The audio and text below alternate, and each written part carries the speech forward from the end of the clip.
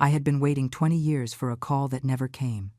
20 years of sending gifts that vanished into the void. 20 years of dialing numbers that rang and rang until a robotic voice told me to leave a message. And I left messages. Dozens, hundreds of messages over the course of 2 decades. Happy birthday, Jennifer. I miss you so much. Christopher, it is Mom. I just wanted to know how you are doing. I have been thinking about you both all day. I hope you are doing well. Sending you a big hug. I love you. But never, not once in 20 years, did I receive a reply. Not a callback, not a text message, not even a cold, distant email. Nothing. Silence had become my only companion, the constant response to every desperate attempt to keep alive a relationship that my children had decided to bury without even telling me to my face. This morning I woke up in my small one-bedroom apartment, the same place I have lived alone since my husband died 23 years ago. The walls are covered with photographs of when Jennifer and Christopher were children. There is Jennifer in her pink elementary school graduation dress, Christopher in his Little League baseball uniform, smiling that smile that used to light up my entire world. Photos of birthdays, of Christmases, of trips to the Jersey Shore we took when we still had very little money but a lot of love. Oh, or so I thought. Every morning I get up and look at those photos, and every morning I wonder at what moment I ceased to exist for them. I made myself a cup of coffee and sat in front of the window, looking out at the street. Today is Wednesday, an ordinary day. Just another day in this life of waiting that no longer expects anything. I checked my phone out of habit. 0 missed calls, 0 messages, same as always. I opened my photo gallery and looked at the pictures of the gifts I have sent over these years. I always take a picture before mailing them, as if I needed proof that I tried, that I did not give up, that I continued to be their mother, even though they stopped being my children. Last year I sent Jennifer a cashmere shawl that cost me $250. I never knew if she received it. 6 months ago, I sent Christopher a Montblanc pen for his office, $300 that I spent from my small Social Security check. He never mentioned receiving it. Every birthday, every Christmas, every major holiday, I sent something. And every time, the silence returned the certainty that, for them, I no longer existed. I dressed in black slacks and a simple white blouse. At 69 years old, I do not care about impressing anyone anymore. But I still maintain my dignity. I went out for a walk in the park near my building, something I do every morning so as not to go crazy inside these 4 walls. I saw other women my age walking with their grandchildren, laughing, taking photos, sharing ice cream cones. I never met my grandchildren. I know Jennifer has 2, a boy and a girl. I found out on Facebook 4 years ago, back when I still checked their profiles before they blocked me. Christopher has a daughter. I also learned that through social media, from the crumbs of information I could gather before they completely slammed that door shut too. 3 grandchildren who do not know my name, who do not know I exist, who grew up thinking their grandmother is simply not around. I returned home around noon and found an envelope in my mailbox. It was an invitation.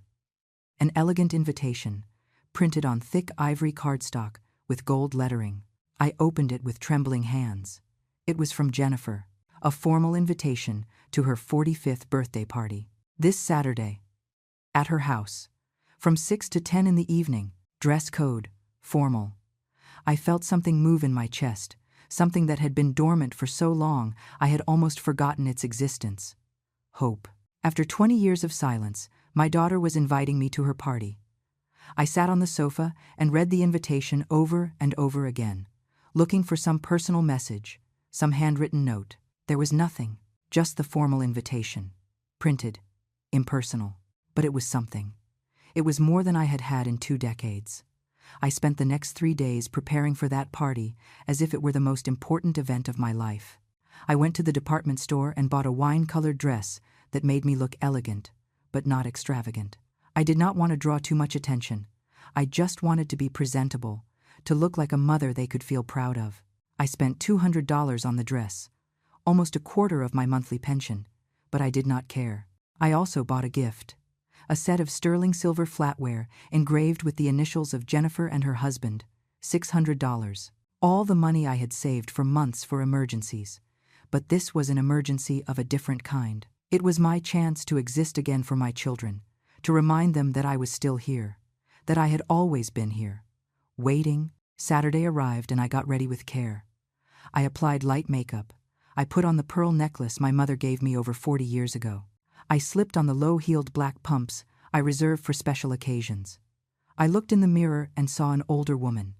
Yes, with wrinkles around the eyes and gray hair, I no longer bothered to die.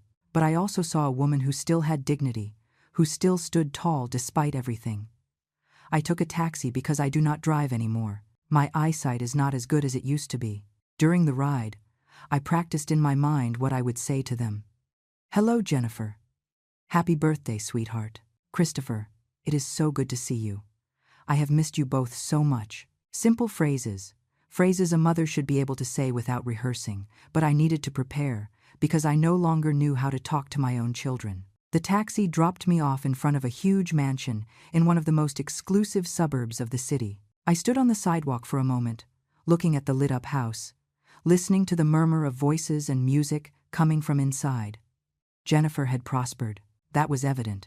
Her husband, Robert Stone, was a successful businessman, and she had become a socialite. I knew this because sometimes, when the loneliness became unbearable, I would search her name on the internet and read articles about charity galas she attended, about her membership in exclusive country clubs, about her perfect life that did not include me. I took a deep breath and walked toward the front door. Before I could ring the bell, the door opened and a housekeeper greeted me. Come in, please, she told me, pointing toward the back of the house. The party is in the backyard garden. I walked down a long hallway, decorated with modern art and furniture that probably cost more than everything I owned. I reached the garden and stopped dead in my tracks. There were at least 50 people, elegant tables with white linens and fresh floral centerpieces. Uniformed servers circulated with trays of champagne and hors d'oeuvres. A full bar with a professional bartender. Live jazz music. It was a magazine-perfect party, expensive, spectacular, and I, with my $200 dress and my gift that had cost me my entire savings, felt like an imposter who had walked into the wrong venue. I looked for Jennifer in the crowd and found her laughing with a group of women, all dressed in designer clothes, all with that glow of money and success that I never had. I approached slowly, feeling how every step required more courage than I possessed. Jennifer saw me, and her laughter stopped abruptly. For a second, just a second, I saw something in her eyes I could not decipher. Then she smiled, that perfect social smile they must teach in country clubs. Mom, you said you would come, she said, kissing the air near my cheek.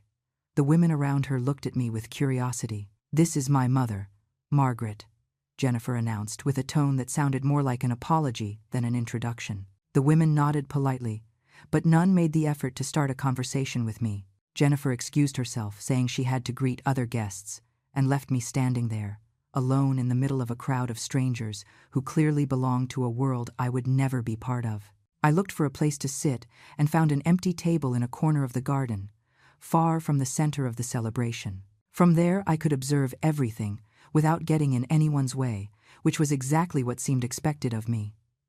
I saw Christopher enter the garden from the house. My son, 42 years old, a successful corporate lawyer, dressed in a suit that probably cost more than $2,000. He came in laughing with a group of men surrounding him as if he were someone truly important. I watched him move among the guests with that confidence that only money and success provide. He saw me. I know he saw me because our eyes met for a fraction of a second, and then he simply turned his head and continued his conversation as if I were just another garden chair, invisible, non-existent. That is how I felt after 20 years of unanswered calls, and that is how he confirmed that I effectively was. A server approached and offered me champagne. I took it just to have something in my hands, something to do with them besides wringing them in my lap. I took a sip, and the liquid tasted bitter to me, although it was probably the expensive kind, the kind these people drank without thinking twice. I looked around and saw entire families talking, laughing, hugging. I saw an older woman, probably my age, surrounded by what appeared to be her children and grandchildren, all attentive to every word she said. I felt a pang of pain so intense in my chest that I had to close my eyes for a moment, That was what I had dreamed of. That was what I thought I would have when I raised my children, when I sacrificed everything for them, when I worked 2 jobs so they could go to good schools, when I stayed up entire nights taking care of them when they were sick. The memories began to flood in without me being able to stop them. Jennifer was 8 years old when she had pneumonia. We spent 3 nights in the hospital, and I did not move from her side for a second. I sang her songs so she would sleep. I read her stories. I promised her everything was going to be all right. When we finally left the hospital, she hugged me and told me I was the best mom in the world. Where was that little girl now? Where was my daughter who hugged me and needed me? Christopher was 12 years old when his father died. It was a sudden heart attack, without warnings, without time for goodbyes. My husband left us alone, me with 2 children to raise and debts to pay. Christopher cried for weeks. Every night he would come into my room and lie down next to me because he was afraid I would leave too. I hugged him and promised him I would never abandon him, that I would always be there for him. How ironic. I kept my promise. It was they who abandoned me. The distancing was not overnight.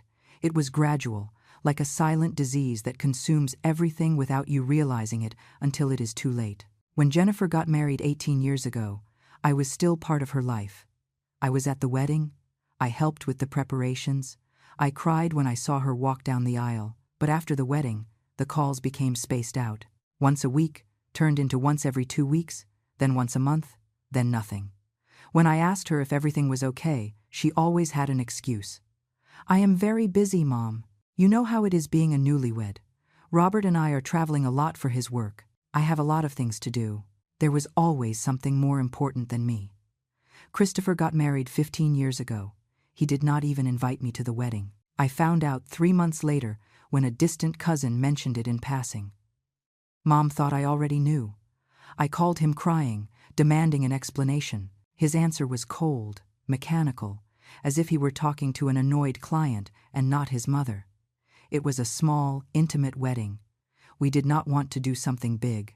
You know Sarah and I are private people. Do not take it personally. But how could I not take it personally? He was my son. It was his wedding, and he did not even consider that I should be there. That was the first time I understood that something had fundamentally changed in our relationship, that it was no longer a simple phase of drifting apart, but a conscious decision to erase me from their lives. The birthdays were the worst. Every year, without fail, I sent gifts. I researched what they might like. I spent money I did not have. I packed each gift with care. I wrote long cards telling them how much I loved them, how much I missed them. I never received a thank you, not a message confirming the packages had arrived. Nothing. 5 years ago, I sent Jennifer an Italian wool coat I saw in a boutique that I knew she would love. It cost me $400. $400 I took from my savings. Money I should have used to fix the leak in my bathroom. I sent it with a letter telling her I had thought of her when I saw it, that it reminded me of when she was little and loved elegant coats. Weeks passed, then months. I never knew if she received it. For Christopher's birthday 3 years ago, I bought him a special edition of his favorite childhood book. It was a collector's edition, with original illustrations, bound in leather. It cost me $350, and I had to search in 3 different bookstores. I remembered how he loved that book when he was 10, how he asked me to read it to him over and over before sleeping. I thought maybe that gift would remind him who I was, who I had been to him. I sent it with a note that simply said, "Do you remember how much you liked this book? I love you very much, son. Mom." I never knew if it reached his hands or if it ended up in the trash unopened. The silence was my only answer, as always. Christmases were particularly painful. I spent the holidays completely alone in my apartment, watching Christmas movies on television and trying not to think that Jennifer and Christopher were celebrating with their own families without even sending me a text. 4 Christmases ago, I dared to show up at Jennifer's house unannounced. I rang the doorbell, and she opened the door herself. The surprise on her face quickly turned into barely concealed annoyance. "Mom, what are you doing here?" she asked me without inviting me in. Behind her I could see a huge Christmas tree, elegant decorations. I heard children laughing. My grandchildren were there, just feet away from me, and I did not even know their names. "I just wanted to say hello, give them a gift," I told her, holding a bag with toys I had bought for the children. Jennifer took the bag without looking inside. "Thanks, Mom, but we are in the middle of a family dinner. We will talk another day." "Okay." And she closed the door. I stood on her porch, for I do not know how long, staring at that closed door, listening to the laughter coming from inside. Family dinner. I was her family, and I was on the outside. Excluded, rejected, invisible. I walked to the nearest bus stop because I did not have money for a taxi. It was Christmas Eve and the cold chilled me to the bone. I got to my apartment past midnight, took off my shoes, and sat on the sofa in the dark. I did not turn on the small tree I had put in the corner of the living room. I did not put on Christmas music. I just stayed there, in the silence, finally understanding that it did not matter how much I insisted. It did not matter how many gifts I sent. It did not matter how many times I called them. They had decided that I was no longer part of their lives. I tried to talk to them about this only once. It was 2 years ago. I managed to get Christopher to answer the phone, probably because I called from an unknown number and he thought it was work-related. "Son, I need to talk to you," I told him with a trembling voice. "I need to understand what happened. Why have you shut me out of your lives?" There was a long silence on the other end of the line. Then he sighed, that sigh of annoyance people use when they have to deal with something they consider a waste of time. "Mom, do not be dramatic. We do not have you out of anything. We are simply busy. We have our own lives, our own families. We cannot be calling you all the time." "But I do not ask for all the time," I replied, trying to stay calm. "I only ask to hear from you every once in a while, to be able to see my grandchildren, to be part of your lives, even if just a little." "Look, Mom," he interrupted me with a tone of impatience. "We are not children anymore. We do not need you hovering over us all the time. You did your job raising us, and we appreciate it. But now you need to understand that we have our own paths. It is not personal. It is just life. It is not personal." Those words echoed in my head for days. How could it not be personal for your own children to erase you from their lives?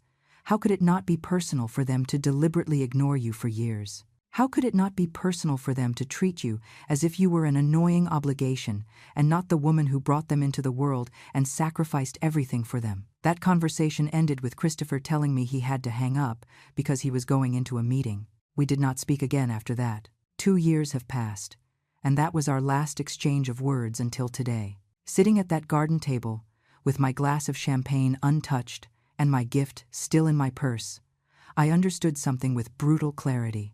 I had not been invited to this party because Jennifer suddenly remembered she had a mother. I had not been invited out of love or a genuine desire to see me. There was something else behind this invitation, something I could not see yet but could feel in the air, in the furtive glances, in the atmosphere charged with falseness. I watched my 2 children move among the guests, perfect hosts, smiling, successful, surrounded by people who admired them, and I realized that for them, I was just an uncomfortable reminder of a past they preferred to forget. The music kept playing, and the conversations flowed around me like a river from which I was completely excluded. I took another sip of champagne and let the memories keep coming, each one more painful than the last. I remembered the day Jennifer graduated from college. It was 22 years ago, just before everything started to crumble.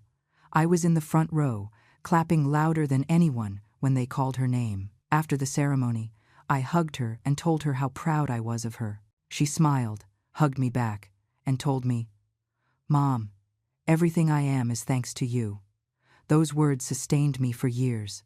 I clung to them every time the silence became unbearable. But now, seeing the woman she had become, I wondered if she had ever truly meant it, or if they were just empty words said in moments of emotion. When Jennifer got pregnant with her first child, I found out 6 months later. It was not she who told me. It was a neighbor of hers who casually saw me at the supermarket and congratulated me on becoming a grandmother soon. I froze in the middle of the cereal aisle, smiling like an idiot while the woman kept talking about how excited I must be. When I got home, I called Jennifer immediately. She answered after the 10th ring. Her voice sounded tired. "Daughter, I just found out you are pregnant," I told her, trying not to sound accusatory. "Why didn't you tell me?" There was an awkward silence. "I was going to tell you, Mom," she finally replied. "It is just that I have been very busy with doctors and all that. You know how it is." No, I did not know how it was, because she never included me in anything. I asked her when the baby was due, if she needed help with anything, if I could go visit her. She gave me short, evasive answers. "There is still time, Mom. We will see. I am fine. Do not worry." When my grandson was finally born, I found out 2 weeks later. 2 weeks. My first grandchild had been in the world for 14 days, and I had no idea. This time, it was Christopher who accidentally mentioned something in a text message he sent me by mistake. A message clearly meant for someone else saying, "Good thing Jennifer and the baby are already home." I replied immediately asking what baby, when had he been born, what was his name. He called me an hour later. His voice had that tone of annoyance that was already familiar to me. "Mom, I thought Jennifer had told you. The baby was born 2 weeks ago. His name is Daniel. Everyone is fine." I begged him to let me go meet my grandson. He told me he would talk to Jennifer and let me know. 3 months passed before they finally allowed me to visit them. 3 months in which I insisted, begged. I called every week until finally Jennifer gave in, just to stop me from bothering them. When I arrived at her house that day, with gifts I had bought with the little I had, she met me at the door with the baby in her arms. She did not invite me in. She simply stood there, letting me see the child from the threshold. "He is beautiful," I told her with tears in my eyes. "Can I hold him?" "He is asleep, Mom. Better not wake him up," she replied. "I just wanted you to meet him. Here are the gifts," I told her, extending the bags. "Thanks. I will look at them later," she said, taking them without looking at them. "I have to go, Mom. The baby needs to eat soon." And that was it. My first meeting with my grandson lasted less than 5 minutes, standing at the door of my daughter's house as if I were a door-to-door salesperson. I cried all the way back home. I cried for that boy who would never truly know me, who would grow up without knowing who his grandmother was, who probably would not even know my name. When her second child was born 2 years later, I did not even bother waiting for them to tell me. I checked her Facebook obsessively until I saw the photos of the birth. A girl, my granddaughter. I sent flowers to the hospital, but I never knew if she received them. I sent gifts to her house, expensive baby clothes that took me months to save up for. I never received confirmation that they had arrived. It was like sending messages into the void, screams into the silence that never got an answer. With Christopher, it was the same, or worse. His wife Sarah got pregnant, and I found out through a social media post that someone shared. They had not even given me the news directly. I called Christopher, but he did not answer. I sent him congratulatory messages. Nothing. I tried to contact Sarah directly, but she had blocked me on all platforms. It was as if I were a virus they needed to protect themselves from, a threat to be kept away. When my granddaughter on Christopher's side was born, no one told me anything. I found out 3 months later, when a cousin posted a family photo where the baby appeared. 3 months. My family celebrating a new member, and I did not even know she existed. I tried to visit them. I went to their house unannounced, just like I had done with Jennifer. I rang the doorbell several times, but no one opened, even though I knew they were inside, because I saw movement behind the curtains. I stood there like a fool for half an hour, knocking and knocking, until a neighbor came out and asked me if I needed help. "I am waiting for my son," I explained. Feeling the humiliation burn my cheeks, the woman looked at me with pity. "I think no one is home, ma'am," she told me kindly, even though we both knew it was a lie. I left there with my heart broken into pieces, understanding that my own children preferred to hide from me than open the door and talk for 5 minutes. My grandchildren's birthdays were another kind of torture. I sent gifts religiously for each one: toys, clothes, books.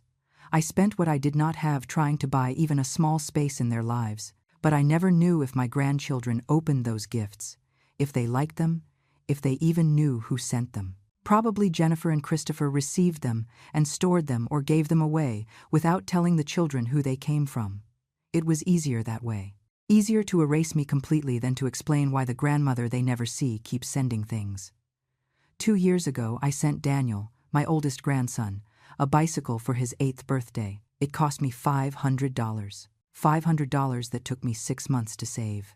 I sent it with a card that said, "To my dear grandson, I hope you enjoy this bicycle as much as your mom enjoyed hers when she was your age." I love you even though we do not know each other. Your grandmother Margaret. I never knew if Daniel received that bicycle. I never knew if he read my card. Probably Jennifer threw it in the trash before he could see it. It was easier to maintain the narrative that I simply did not exist, that for some mysterious reason Grandma was not present in their lives. Easier than admitting that they had consciously excluded me, that they had made the deliberate decision to cut me out of the family. I looked toward where Jennifer was now, surrounded by her elegant friends, laughing at something someone had said. I wondered if she ever thought of me, if ever, in the middle of her perfect and busy days, she stopped for a second to remember the woman who had raised her, who had worked 2 jobs to give her everything she needed, who had sacrificed every day of her life for her. I remembered the nights I worked as a cashier at a supermarket and then cleaning offices to be able to pay for the private school where Jennifer wanted to study. I remembered how my hands would get red and swollen from scrubbing floors so much, but I kept going because I wanted my daughter to have opportunities I never had. I remembered when Christopher needed special tutoring in math because he was struggling in school. Those tutoring sessions cost $100 an hour. I added a 3rd job, selling cosmetics door to door on weekends, just to be able to pay that tutor. My feet hurt so much there were nights I could not sleep. But I did it because he was my son, because I wanted him to succeed, to go far. And he went far. Both of them went far. Jennifer with her mansion and her rich husband and her elegant parties. Christopher with his law firm and his $2,000 suit and his perfect life. They went so far that they left me behind, as if I were roadkill. Something that had served its purpose and was now no longer necessary. I watched them both move among their guests, and I felt something new besides the pain. I felt rage, a cold, clear rage that was beginning to wake up after 20 years of sleeping under layers of sadness and denial. I had spent 2 decades begging for their attention, pleading for crumbs of love, sending gifts as if I could buy a place in their hearts. And all that time they had been ignoring me deliberately, consciously, cruelly. A waiter passed by and left a tray of canapés on my table. I looked at them without appetite. Expensive food served on elegant plates for people who probably would not even appreciate it because they were accustomed to this level of luxury. I thought of my almost empty refrigerator at home, of how I had to calculate every grocery purchase so my pension would last the whole month. I thought of the $500 I spent on that bicycle that probably ended up given away or in the basement gathering dust. I thought of all the dollars I had sent in gifts over the course of 20 years, money I should have used for myself, to make my life more comfortable so I would not have to worry so much every time an electric or water bill arrived. The rage kept growing. It was not an explosive rage. It was not the kind of rage that makes you scream or break things. It was a cold, calculating rage, the rage of someone who is finally seeing the truth with total clarity. My children had not forgotten me accidentally. They were not too busy without realizing it. They had actively chosen to erase me from their lives. They had chosen not to answer my calls. They had chosen not to reply to my messages. They had chosen to keep their children away from me. They had chosen to close the door in my face, literally and figuratively. And I, like a fool, had kept insisting, begging, sending smoke signals, hoping that someday they would remember I existed. But today, sitting at this party where clearly I did not belong, where I did not even know why I had been invited after so long, something changed inside me. Something broke definitively, but not in the painful way from before. It broke in a liberating way. I realized that I no longer wanted to keep begging. I no longer wanted to keep being invisible to the 2 people who were supposed to love me more than anyone in the world. I no longer wanted to keep living in this agony of constant hope and guaranteed disappointment. I was still lost in my thoughts when I saw Robert, Jennifer's husband, walk toward a small stage they had set up in the center of the garden. He was a tall man, about 50, with that air of authority that money and power give. He took a glass of champagne and tapped the crystal lightly with a spoon. The sound resonated throughout the garden, and little by little, the conversations died down. All the guests turned toward him with attention. I stayed where I was, in my distant corner, feeling my heart start to beat faster without knowing exactly why. "Good evening, everyone." Robert began with that voice trained for public speaking. "Thank you for joining us on this very special day to celebrate my wonderful wife. The guests applauded, and Jennifer went up to the stage next to him, radiant in her champagne-colored dress that probably cost more than I earned in 3 months. They kissed while everyone applauded, and I felt something twist in my stomach. Robert continued talking about how lucky he was to have Jennifer in his life, about everything they had built together, about their plans for the future. I listened halfway, still trying to understand why they had invited me after so long. Then Robert said something that made me pay complete attention. "I also want to take this moment to make an important announcement," he said, looking at the crowd. "As many of you know, Jennifer and I have been working on a very special project." He paused dramatically, and I saw Christopher approach the stage with a smile on his face.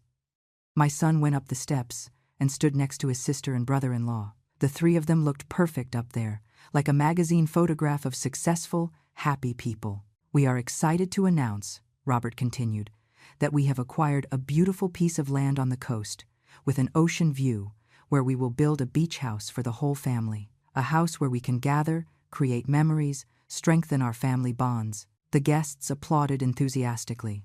I sat paralyzed in my chair. Family. He had said family, but I did not even know about this project. No one had mentioned anything to me, obviously, because I was not part of that family they were talking about. Christopher took the microphone. As the family attorney, he continued with that professional tone he used. "I have been coordinating all legal aspects of this acquisition, and I want to tell you that this beach house is not just a property. It is a legacy we will leave for our children and our children's children. A place where the Stone family will gather for generations." More applause. I felt the cold rage that had started to awaken become more intense. The Stone family. I was Margaret Ross. I had given them that maiden name, but clearly I was not included in this legacy. Jennifer took the microphone from her brother's hands.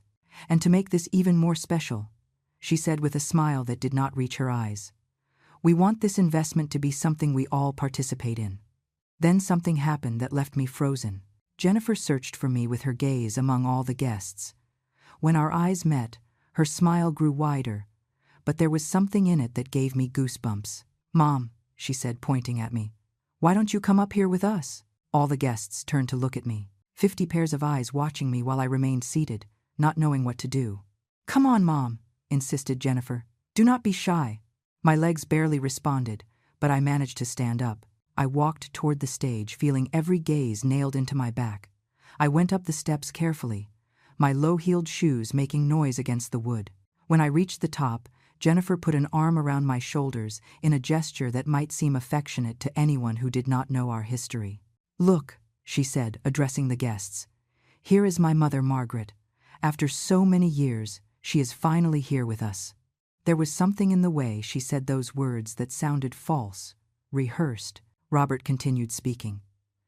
"As I was saying, we want this house to be a family investment, and for that, we need all family members to contribute their share." My heart started beating even faster. Where was all this going? Christopher looked directly at me.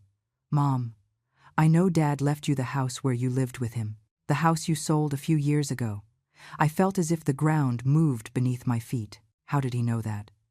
I had sold that house 5 years ago, when the maintenance became too expensive and I needed something smaller and manageable. With that money, I had bought my current apartment and had a small nest egg left. "We have been thinking," continued Jennifer, squeezing my shoulder harder than necessary, "that it would be wonderful if you could contribute with that money you have saved for this family investment. That way, you would have a part of the beach house too. You could visit us there, spend time with your grandchildren." Everything connected in my mind like a macabre puzzle. That is why they had invited me. That is why, after 20 years of absolute silence, I suddenly received an elegant invitation to this party. It was not because they missed me. It was not because they had finally realized they had a mother. It was because they needed my money. They needed the savings I had accumulated from the sale of the only property I owned. The house my husband and I bought together, where we raised our children, where we built a life. "How much money do you have from that sale, Mom?" Christopher asked, as if he were in a business meeting and not talking to his mother in front of 50 strangers. I could not speak. The words were stuck in my throat. Robert intervened with a smile that pretended to be kind. "Look, Margaret, I know this might take you by surprise, but think about it. It would be a way to secure your place in the family. an investment in your grandchildren's future. And of course, you could use the house whenever you wanted. It would be your house too. Lies. It was all lies. I could see it in their eyes, in the way they avoided looking at me directly, in how Jennifer had let go of my shoulder and now maintained physical distance, even though we were on the same stage. "We are putting in the majority," added Jennifer. "But we thought you would want to be part of this. After all, it is your family. Your family." Those words sounded hollow, coming from the mouth of someone who had not called me in 20 years. From someone who had closed the door in my face when I went to meet my grandson. From someone who had blocked my numbers, ignored my messages, returned my letters. Christopher pulled out a folder he had prepared. "I already have all the documents ready," he said with professional efficiency. "We just need you to sign here and make the wire transfer. We are talking about $200,000, right, Mom? That is more or less what you cleared from the sale of the house after buying your apartment." I still could not speak. $200,000. It was exactly the amount I had left. How did they know? How had they investigated my finances without me knowing? The answer was obvious. Christopher was a lawyer. He had contacts. There were ways to find these things out. They had planned all this meticulously. The invitation after 20 years, the elegant party, the public announcement, all designed to pressure me, to make me feel that I would finally have a place in the family if I just handed over my money. "Come on, Mom," said Jennifer with barely concealed impatience. "It is not that complicated. It is a good investment. The property value will go up. And besides, you will finally be able to bond with your grandchildren in a family environment. Is that not what you have always wanted?" Yes, it was what I had always wanted, but not like this. Not bought with my life savings. Not as part of a calculated plan where I was just an ATM they finally decided to access after ignoring me for 2 decades. All the guests watched us expectantly. Some smiled, probably thinking they were witnessing a heartwarming family moment.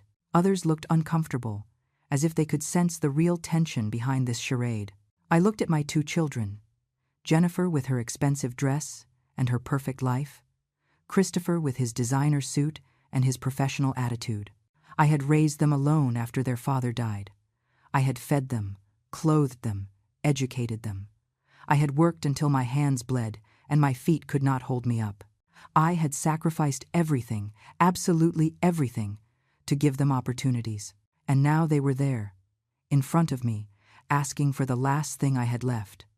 Not really asking for it, demanding it with this calculated public pressure. I looked at the folder Christopher held with the documents already prepared. How convenient that he had it already. How convenient that he knew exactly how much money I had. How convenient that they had chosen to do this in front of all these witnesses, betting that I would be too polite, too embarrassed, too desperate for their approval to say no. For 20 years, I had begged for their attention. I had pleaded for a call, for a visit, for any sign that they still cared. And in 20 years, they had never given me anything. Not their time, not their love, not even an occasional text message. But now that they needed something from me, now the family appeared. Now there were invitations and smiles and words about creating memories together. "So, Mom," asked Robert, breaking the silence that had stretched too long, "what do you say? Do you want to be part of this family project?" All eyes were on me, Jennifer, Christopher, Robert, and the 50 guests, waiting for my answer. At that moment, something inside me that had been cracking for years finally broke completely. But it did not break in a painful way. It broke in a liberating way, like chains falling off, like a door opening, like waking up from a long nightmare and realizing you finally have control. I looked at them all, one by one. I saw the barely concealed greed in Robert's eyes. I saw the impatience on Jennifer's face. I saw the cold calculation in Christopher's expression. And something inside me said, enough. Enough begging. Enough pleading. Enough sending gifts into the void. Enough unanswered calls. Enough pretending that things would change someday. Enough clinging to the hope that my children would remember who had raised them. Enough being invisible. Enough being convenient only when they needed something. Enough of everything. My breathing calmed. My heart stopped beating so fast. A cold, perfect clarity settled in my mind. I knew exactly what I had to do. I was not going to scream. I was not going to make a scene. I was not going to give them that satisfaction. I was going to do something much more effective. I was going to disappear. But first, I had to get off this stage with what little dignity I had left. I took a deep breath and looked Jennifer directly in the eyes. "I need to think about it," I said with a voice that surprisingly came out firm and clear. "It is a lot of money and a major decision." I saw her face tense up. "Mom, there is not much to think about," she replied with a forced smile. "It is a unique opportunity. The property is going to be sold soon, and we need to close the deal this week." This week. Of course, the pressure was not accidental. Christopher intervened, taking a pen from his pocket. "Look, Mom, if you sign the documents now, I can process everything tomorrow morning. It is a simple process. I just need access to your account to make the transfer." Access to my account. They wanted access to my bank account. The only security I had left after a life of work and sacrifice. "No," I said simply. The word left my mouth before I could overthink it. The silence that followed was heavy, uncomfortable. Robert let out a nervous laugh. "What do you mean, no, Margaret? Do you not understand that this is for your own good too?" "For my own good," I repeated, feeling the cold rage become solid inside me. "For my own good would be if you had called me even once in 20 years. For my own good would be meeting my grandchildren. For my own good would be having been invited into your lives, and not just to this party when you need my money." Jennifer and Christopher's faces hardened. Some guests started murmuring among themselves. "Mom, do not do this here," Jennifer said through gritted teeth. "Do not make a scene." A scene. I was not the one who had organized this public ambush. I was not the one who had planned to humiliate me in front of 50 strangers. I was not the one who had investigated my finances behind my back. "Keep your voices down, please," Robert said, looking at the guests with discomfort. "We can talk about this in private." "There is nothing to talk about," I replied. "I am not going to sign anything. I am not going to give my money, and now I am going to leave." I stepped down from the stage without waiting for an answer. My legs were shaking, but they kept moving, one foot in front of the other. I heard Jennifer calling me, but I did not turn around.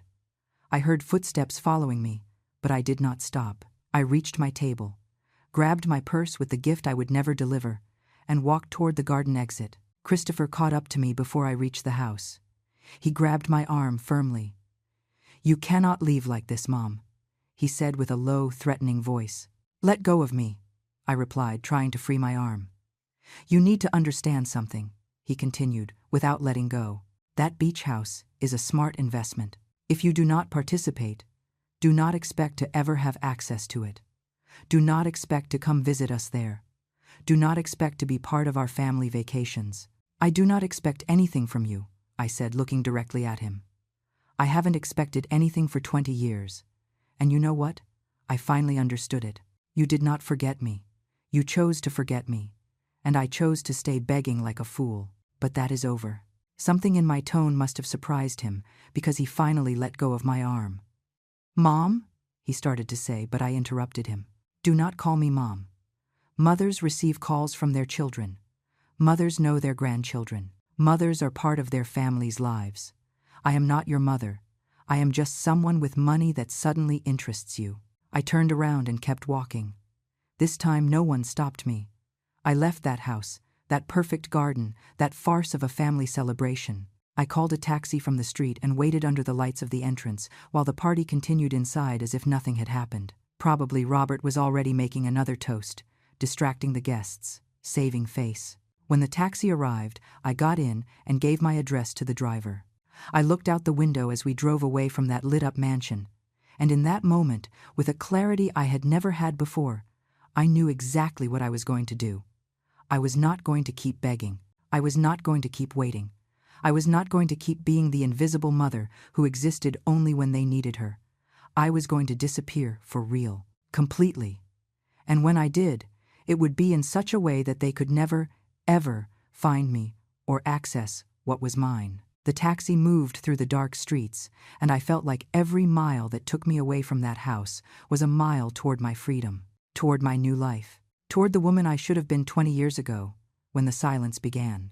But better late than never. I arrived at my apartment past midnight.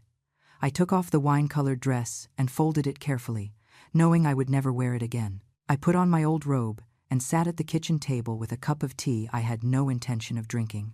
I just needed something warm in my hands, while my mind worked with a clarity I had never experienced before. I did not feel pain. I did not feel sadness. I felt pure, cold determination. I took out a notebook and started writing a list. It was not an emotional list.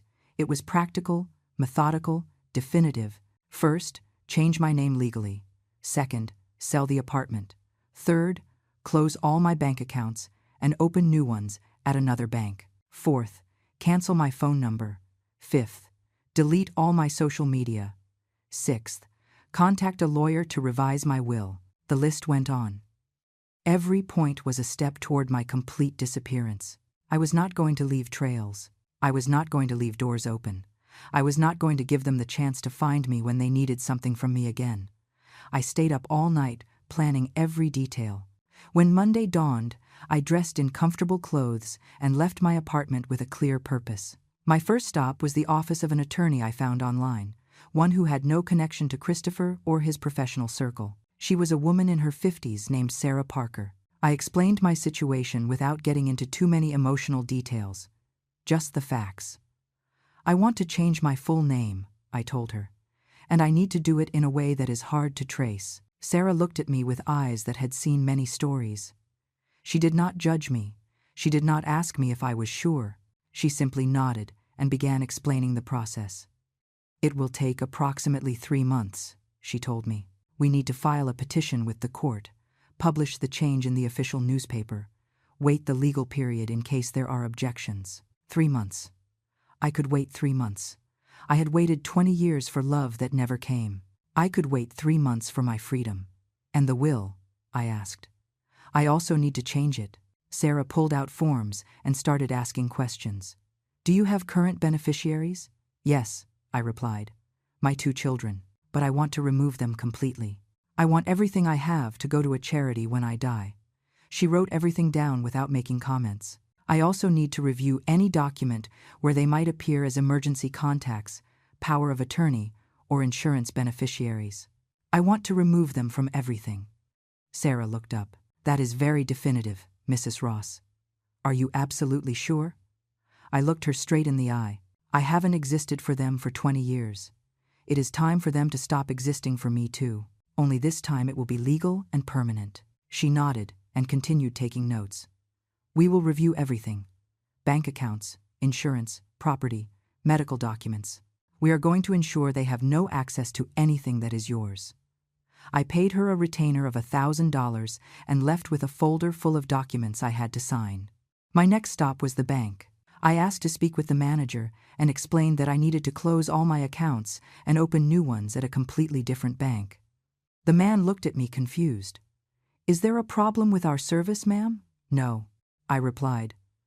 I just need to make changes in my financial life. It is personal. He helped me close the accounts. He gave me cashier's checks with the money I had in each one, $215,000 in total. Everything I had left from the sale of the house, plus the small savings I had accumulated over years. I left there and went directly to another bank on the other side of the city. I opened new accounts in my current name, knowing that in 3 months I would change them to the new name. I deposited all the money and asked that there be no public information associated with these accounts. I returned home exhausted, but satisfied with the progress of the first day. Over the next few weeks, I continued executing my plan with surgical precision. I hired a real estate agency to sell my apartment. I told them I needed to sell fast and was willing to lower the price a bit. In 2 weeks, I had 3 offers. I accepted the best one, a young family that paid me $180,000. It wasn't everything the apartment was worth, but I didn't care. What mattered was speed and closing that chapter. Meanwhile, I looked for a new place to live, something small, in another city, where no one knew me. I found a 1-bedroom condo in a coastal town 4 hours away. It was quiet, had an ocean view, and cost much less than what I was currently paying. I started packing my things slowly. The hardest part was deciding what to do with the photographs. Those damn photographs covering my walls, reminding me every day of what I had lost. Jennifer as a child smiling at me. Christopher in his school uniform. Christmases we celebrated together. Happy birthdays. Vacations at the beach when we still had little, but were united. I took every frame and removed the photos. I looked at them one by one, allowing myself to feel the pain one last time. Then I put them all in a box. I did not throw them away. I could not do it yet. But I stored them in the back of a closet, out of my sight. When I finished moving, I would decide if I burned them or simply left them forgotten somewhere. I canceled my phone number. That number I had had for 15 years. The number Jennifer and Christopher had saved but never dialed. I canceled it and got a new one with a prepaid plan that did not require a contract or detailed personal information. I deleted my Facebook account, the only social media I had. I erased years of posts no one had commented on, photos no one had liked, messages I had sent that were never answered. It was liberating to see that account disappear with a simple click. I changed my email, the old one, where I received notifications of my children's birthdays that I never celebrated with them. I closed it. I opened a new one with a generic name no one could associate with me. Weeks passed, and I kept working on my plan with the dedication of someone who had finally found a purpose. One day I received a call on my old phone, just before canceling it. It was Christopher. My heart jumped, but not from hope, but from rage. I answered without saying anything. "Mom," said his voice on the other end. "We need to talk." Silence followed. "Look, I know things got out of hand at Jennifer's party. Maybe we didn't present it the best way." "Maybe? Maybe?" I repeated with a flat voice. Christopher sighed. "The point is the offer still stands. In fact, we have secured a better price on the beach property. Now we would need only $150,000 from your end instead of the $200,000. "How generous," I said without emotion. "Come on, Mom. Do not be like that. It is a good investment. And besides, it would be good for everyone to have a place to gather. You could see the grandkids more." Where had I heard that before? Ah, yes, in the garden of Jennifer's mansion, when they tried to ambush me in front of 50 people. "I am not interested, Christopher, period." "But Mom," he started to say. "Do not call me anymore." I interrupted him. "I do not want to know anything about your beach house, nor your investments, nor your life." There was a surprised silence. "You are being very dramatic, Mom." "You think I am dramatic?" I asked, feeling the cold rage heat up a little. 20 years without a call from you, and I am the dramatic one. 20 years begging for your attention, and I am the dramatic one. "Oh, Mom, you started with that again," he said with that tone of annoyance I knew so well. "Always exaggerating everything. We haven't called you because we are busy. We have lives, responsibilities. We cannot be catering to you all the time." "I did not ask you to cater to me all the time," I replied. "I asked you to call me even once a year. I asked to meet my grandchildren. I asked to be part of your lives in some way. And you consciously decided that I did not matter. And now that you need money, suddenly I do matter. That is not how it is, and you know it," he said. "Look, if you do not want to invest in the house, that is fine. But do not come later wanting to visit or spend time there with the family." "The family," I repeated. "What family, Christopher? You are not my family. Family cares about one another. Family answers the phone. Family does not disappear for 2 decades and then appear asking for money." "You are being ridiculous," he said, raising his voice. "You know what, Mom? Do whatever you want, but do not expect us to keep begging you to be part of our lives." "You never begged me for anything," I replied. I was the one who begged. "But that is over," and I hung up. Immediately after, I turned off the phone, took out the SIM card, and cut it into pieces with scissors. That number ceased to exist in that moment. And with it, the last connection Jennifer and Christopher had to find me. 3 months later, my transformation was complete. The judge had approved my name change. I was no longer Margaret Ross. I was now Selena Owens. A new name for a new life. It sounded strange still when I said it out loud, but it was my name now. My apartment had sold and closed. I no longer lived in the same city. I had moved to that coastal town where no one knew me. where I could walk on the beach every morning without running into anyone from my past. My new condo was small, but sufficient. It had a balcony with an ocean view where I drank my coffee every morning watching the sunrise. It was peace. It was silence. It was freedom. I had transferred all my money to the new accounts under my new name. $395,000 in total, between what I had saved and what I got from the apartment sale. It was more than enough to live comfortably for the rest of my life if I was careful. Sarah Parker, my attorney, had completed all the legal changes. Jennifer and Christopher had been removed from absolutely everything. My will now left everything to a foundation that helped older women abandoned by their families. It was ironic and appropriate. My life insurance had the same beneficiary. My medical documents no longer listed them as emergency contacts. In case of emergency, the name appearing now was Sarah's, who had accepted to be my legal representative for everything. For 6 months I knew nothing of Jennifer or Christopher. 6 months of absolute silence, which, to be honest, was not very different from the last 20 years. Except that now the silence was my choice, not theirs. I was the one who had disappeared. I was the one who had cut the ties. And it felt good. It felt powerful. I had made friends with some people in my new neighborhood. Betty, a 72-year-old lady who lived in the unit below, came to have coffee with me twice a week. She told me about her children who lived in another city, but called her every Sunday without fail. I smiled and nodded, without telling her my story. To her, I was simply Selena, a widow who had decided to retire near the sea. One afternoon in October, 6 months after Jennifer's party, my new phone rang. It was a number I did not recognize, but it had the area code of my previous city. I hesitated before answering. "Hello," I said cautiously. "Mrs. Margaret Ross?" asked a male voice I did not recognize. "I do not use that name anymore," I replied. "Who is speaking?" "I am attorney Daniel Rivers. I represent your son, Christopher Ross. I need to locate you urgently."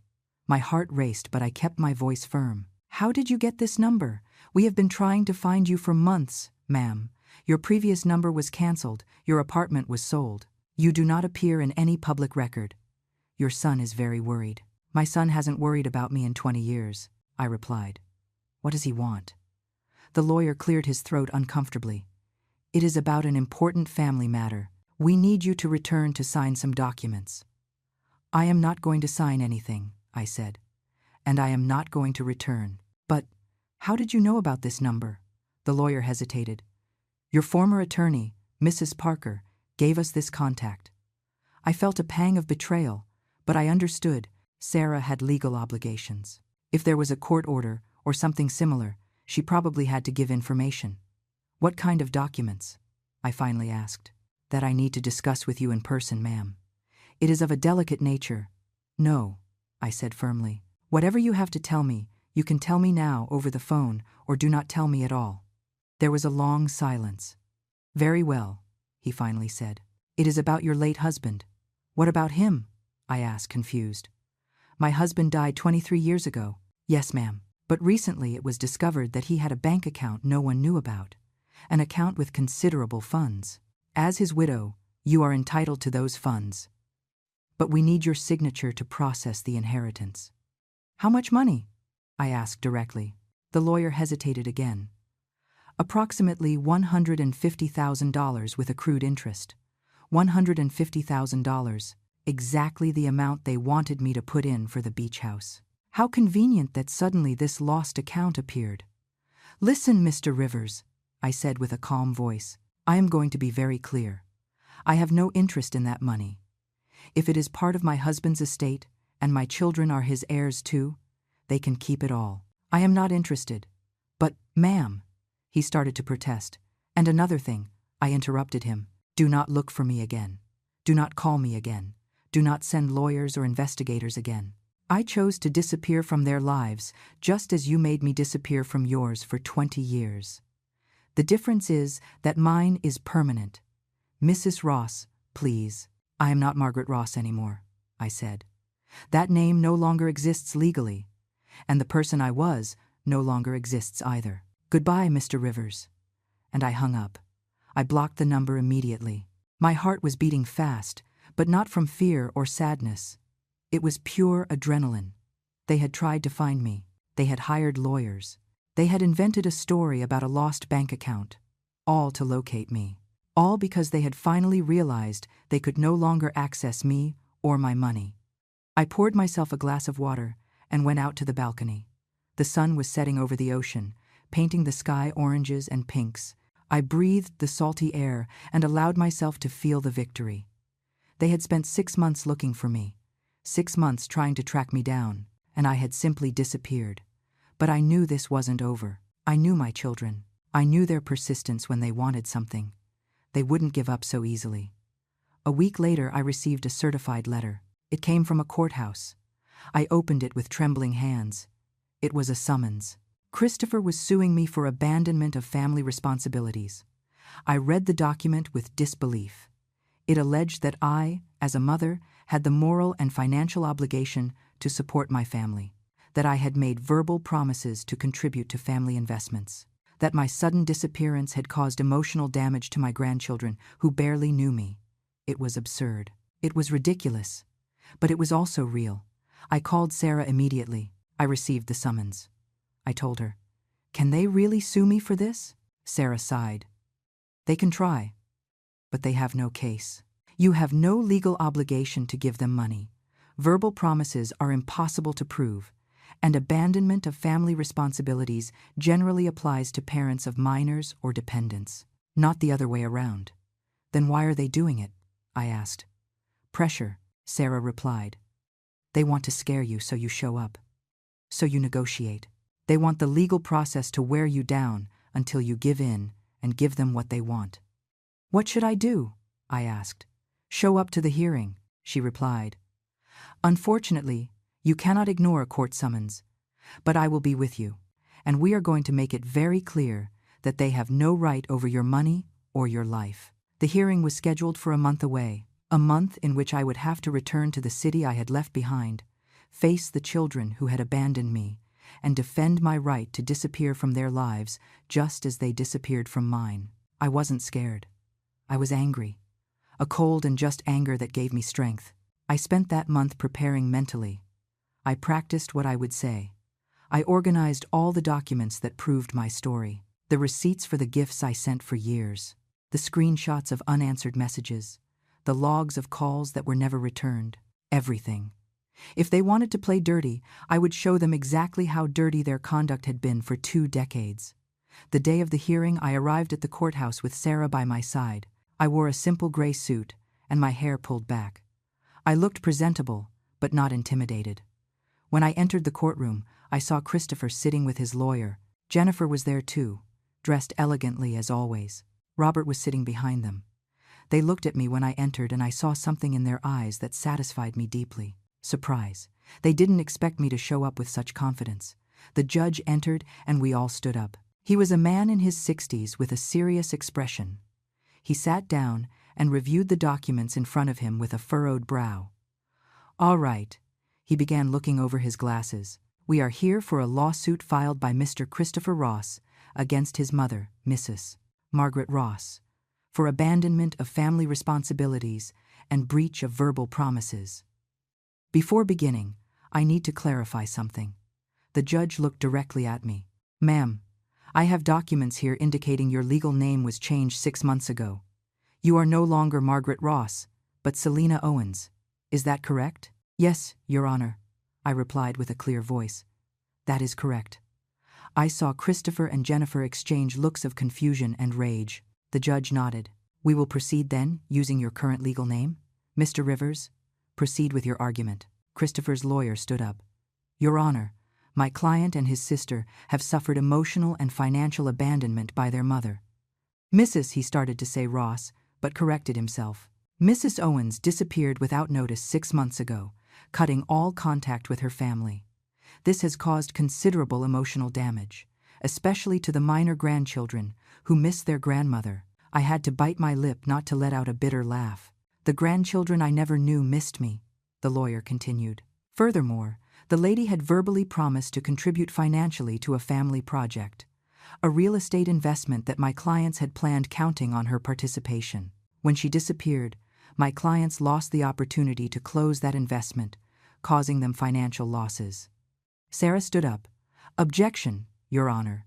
There is no written proof of said verbal promises.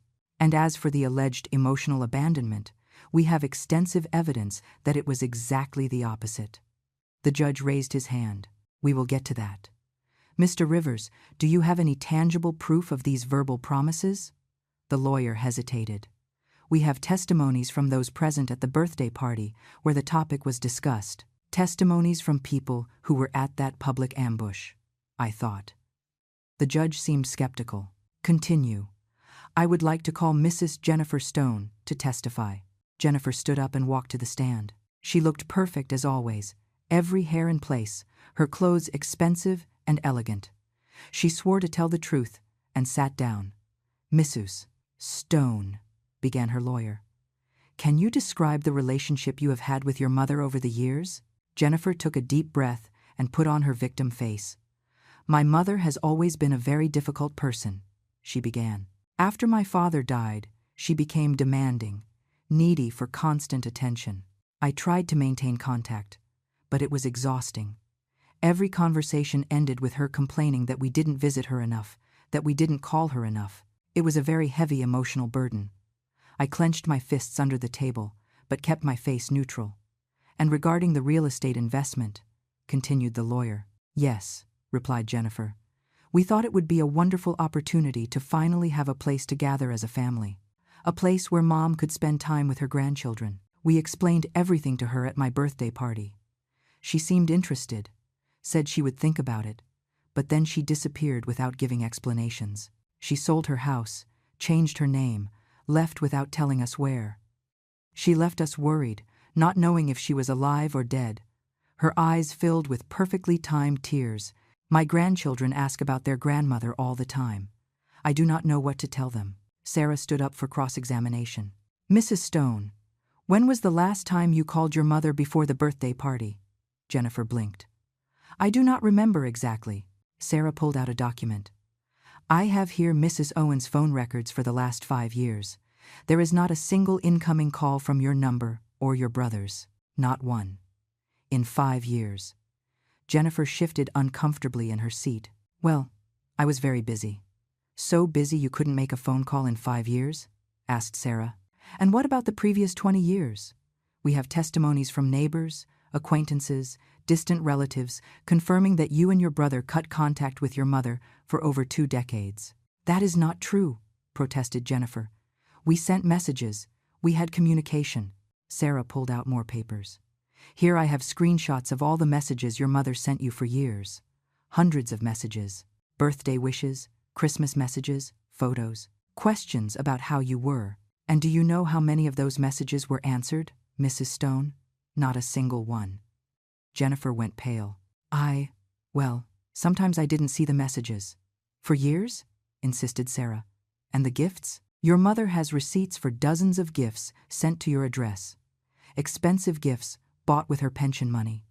A cashmere shawl for $250, a silver cutlery set for $600, a bicycle for your son for $500. Did you ever thank her for those gifts? Did you ever let her know you had received them? Jennifer did not answer. And the grandchildren? Continued Sarah, relentless.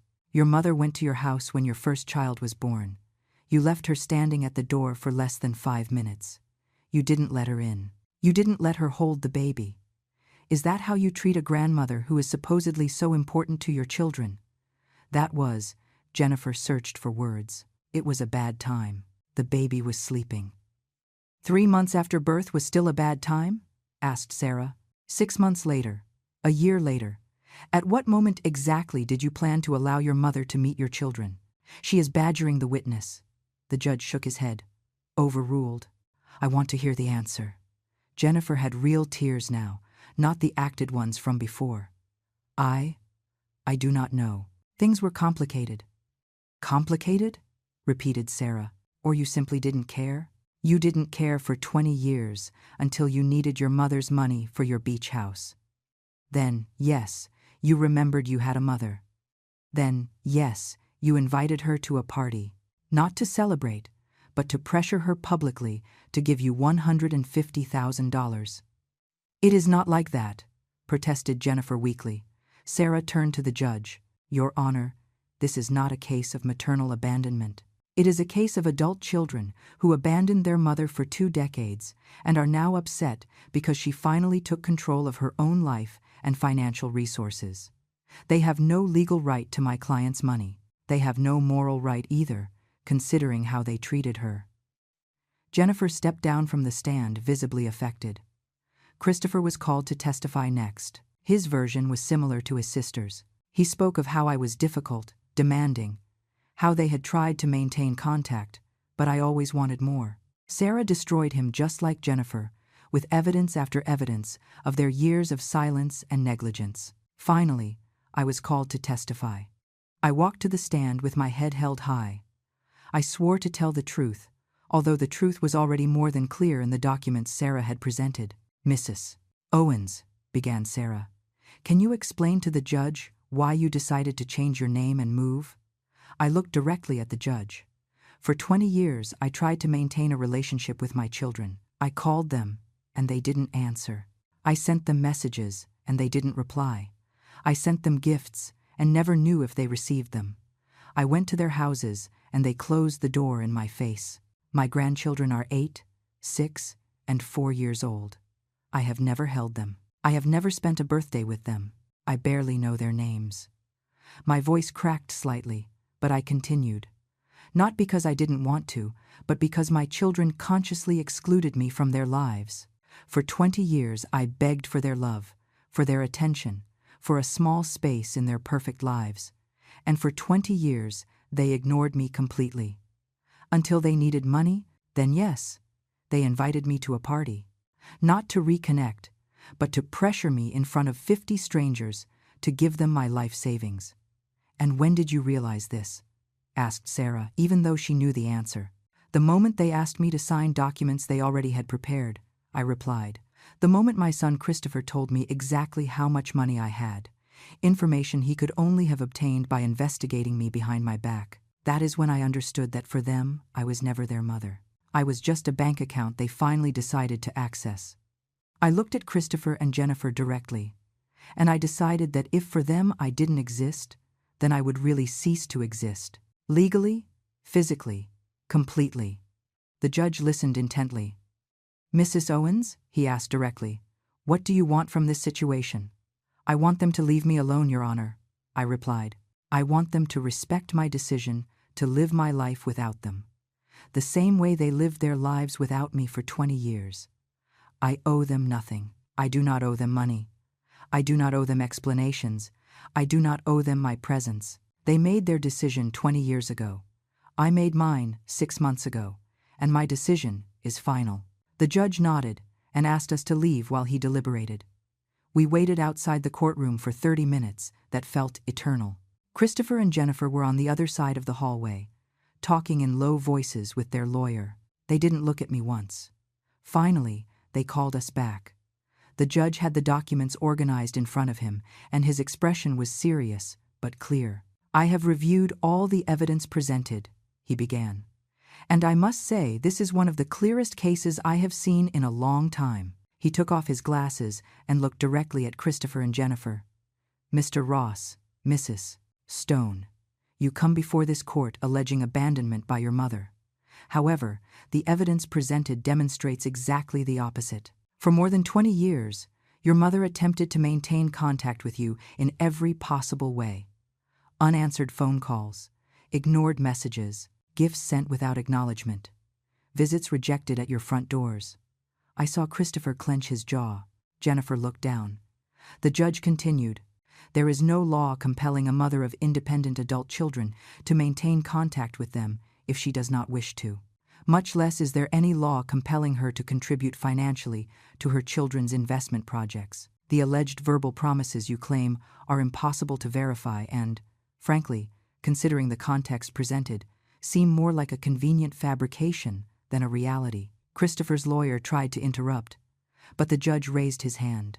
I haven't finished. What I find particularly troubling in this case is the clear pattern of emotional neglect on the part of the plaintiffs toward their mother, followed by a sudden interest when they discovered she had considerable financial resources.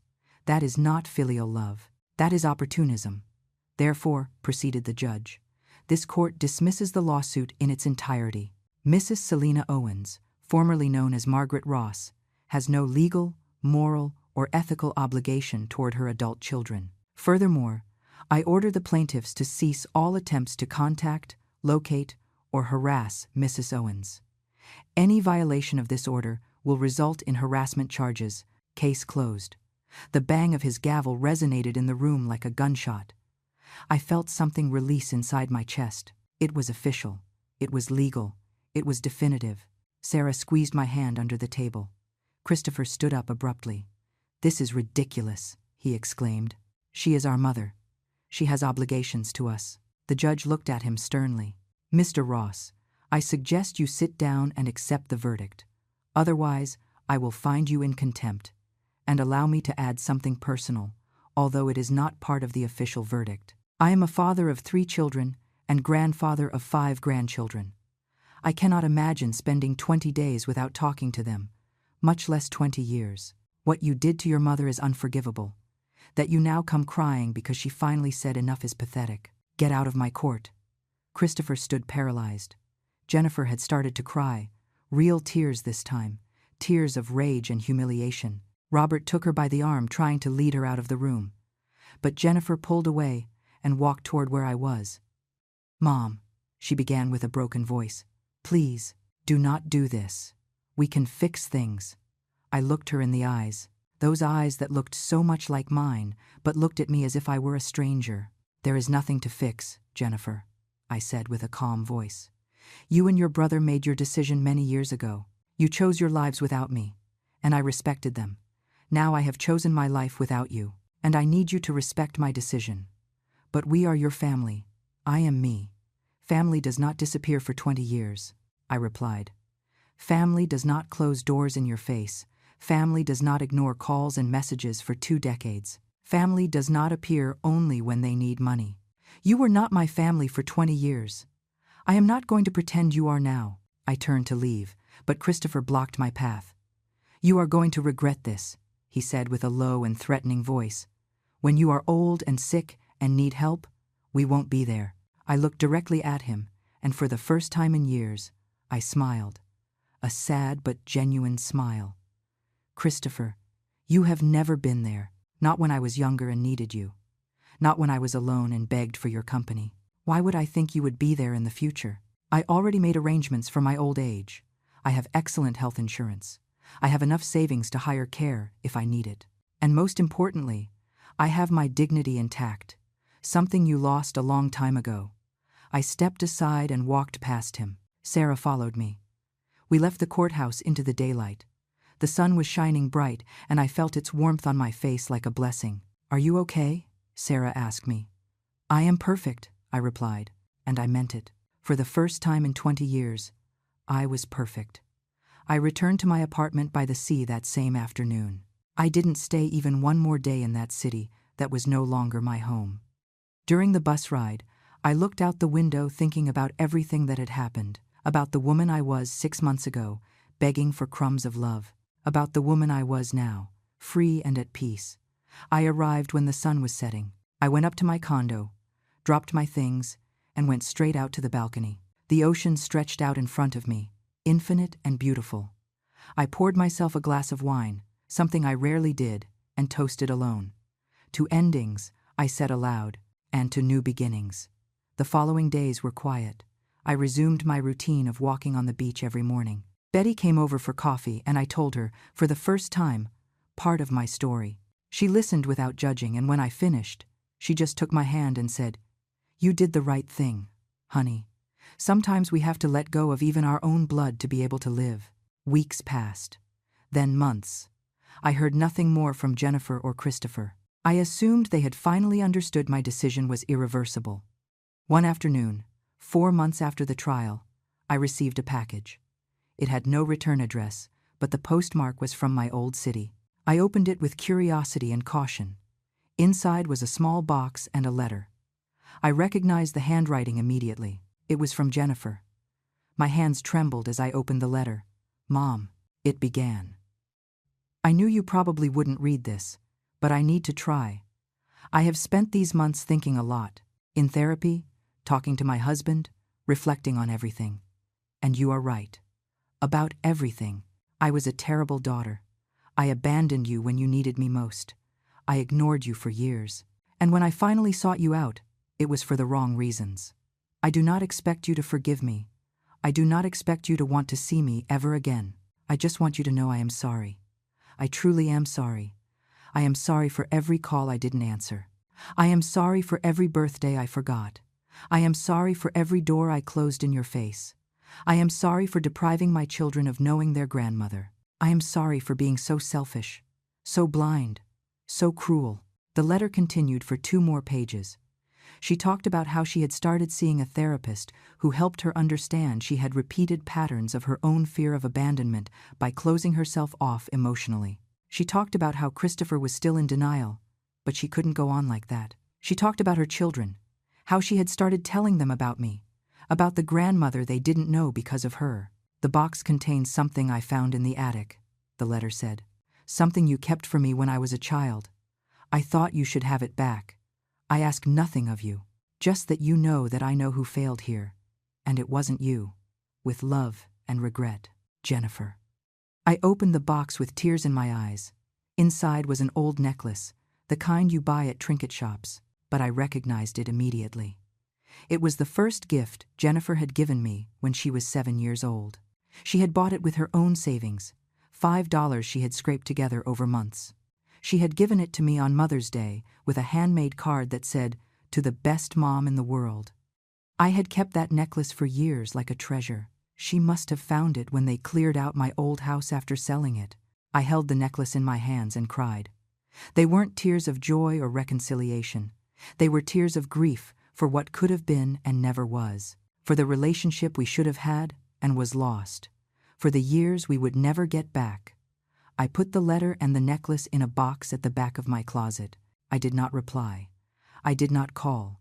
I did not look for Jennifer, because even though I appreciated her apology, even though I recognized her apparent sincerity, I also knew that some things are broken in ways that cannot be repaired, and I was at peace with that. I had spent 20 years trying to force a relationship my children didn't want. I wasn't going to spend the rest of my life doing the same, not even if now it was one of them seeking to reconnect. My life now was mine. My time was mine. My peace was mine. And I wasn't willing to risk any of that, not even for the possibility of recovering a daughter I had lost a long time ago. 6 months after receiving that letter, on a particularly beautiful morning, I was drinking coffee on my balcony when Betty came up with a cake. "It is your birthday," she announced with a smile. 70 years deserves to be celebrated. I had completely forgotten my birthday. I didn't even keep track of those things anymore. But Betty had remembered, because I had mentioned it months ago in casual conversation. We cut the cake and ate it watching the sunrise. She told me stories of her 72 years, of her regrets and her joys, and I shared my own reflections. "I reached this age finally feeling free," I told her. "Free of expectations that were never met. Free of a family that viewed me as a burden. Free of begging for love that wasn't reciprocal. And you know what, Betty? It feels glorious." She raised her coffee mug in a toast. "To freedom," she said. "To dignity. To women who finally said enough." We toasted, and the sun finished rising over the ocean. In that moment, I understood something fundamental. I hadn't lost my children. My children had lost me. And it was their loss, not mine. Because I had spent 70 years learning to love unconditionally, to give without expecting anything in return, to be strong even when everything crumbled. I had raised 2 children alone. I had worked to exhaustion. I had sacrificed everything for them. And when I finally decided to stop sacrificing myself, when I finally chose my own peace over their comfort, I became the villain of their story. But I didn't mind being the villain if it meant finally being free. Today, 3 years after that birthday party that changed everything, I continue living in my condo by the sea. I am 72 years old. My hair is completely white, and I no longer bother dyeing it. I have deep wrinkles that tell the story of a full life, with its pains and its victories. I walk on the beach every morning without fail. I have made friends here, women my age who understand what it is to reinvent oneself in the last stage of life. We go to yoga classes together. We organize dinners. We celebrate our birthdays. We are the family we chose, not the one we were given. Sometimes I think of Jennifer and Christopher. I wonder how they are, if they are carrying on with their perfect lives, if they bought their beach house with someone else's money. But those thoughts are less and less frequent and less painful. I do not hate them. Maybe I should, but I don't. I simply release them. I let them go like you let go of anything that hurts you. And in that letting go, I found something I never expected to find. I found myself. Selena Owens, a 72-year-old woman who lives alone but is not alone, who has little money but enough, who has no family but has community, who lost her children but gained her freedom. My story does not have a happy ending in the traditional sense. There is no reconciliation. There is no final hug. There is no mutual forgiveness and fresh start. But it has something better. It has peace. It has dignity. It has a woman who finally understood that her worth does not depend on others recognizing it. And that, I discovered, is more than enough. I finish my coffee while the sun rises completely on the horizon. Another day. Another opportunity to live on my own terms. I smile and go inside to get ready for my morning walk. Life goes on. My life goes on. And for the first time in decades, that fills me with joy instead of sadness.